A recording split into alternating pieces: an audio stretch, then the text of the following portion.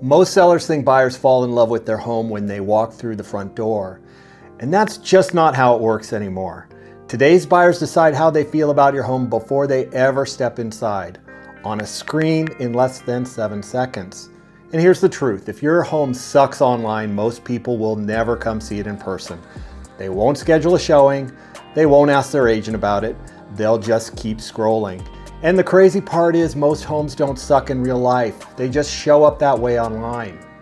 Now, one time we had these clients who just weren't finding anything that excited them. But I saw a home online that on paper was perfect. It was the right size, the right schools, the right everything. Except it showed horribly online. Dark, cluttered photos and not very many of them. And it had been sitting on the market for nearly 30 days, which in our area at that time was triple the average.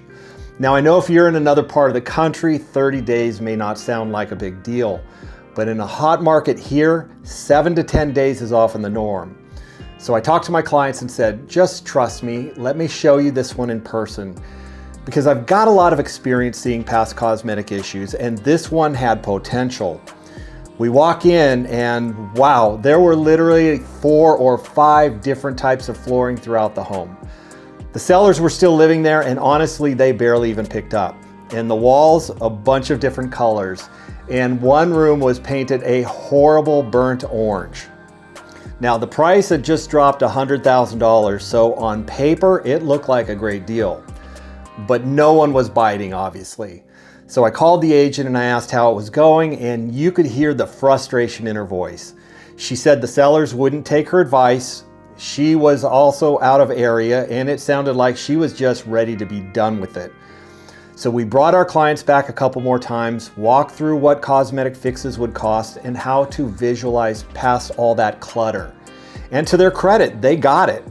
So we wrote up an offer, another $100,000 below that price, and we got it. So it was a steal. Now the sellers obviously hadn't done any prep work on this home, but they needed to sell it. They'd already bought another home in another city and didn't want to carry 2 mortgages. I knew we had to move fast because once they moved out into their new home, they'd probably paint it and it would photograph 100 times better. So we locked it up and everyone was happy. And honestly, that's one of my favorite strategies. Look for the homes that show terribly online. But let's be real, most buyers can't see past the bad photos, the clutter, the awful colors, and the mess.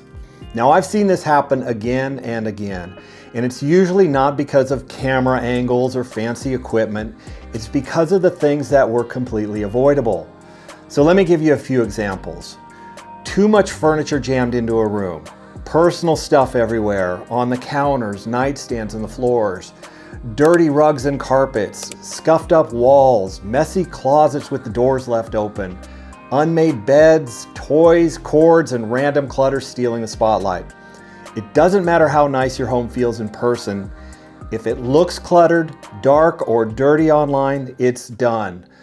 That buyer has already moved on.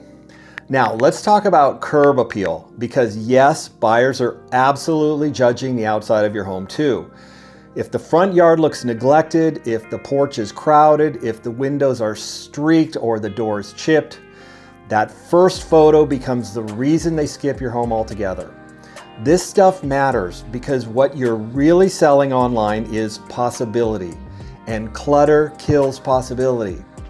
So how do you fix it? Here's the good news. Most of this can be solved with good prep and a professional photographer. Not your friend with a new iPhone, not an agent who dabbles in photography.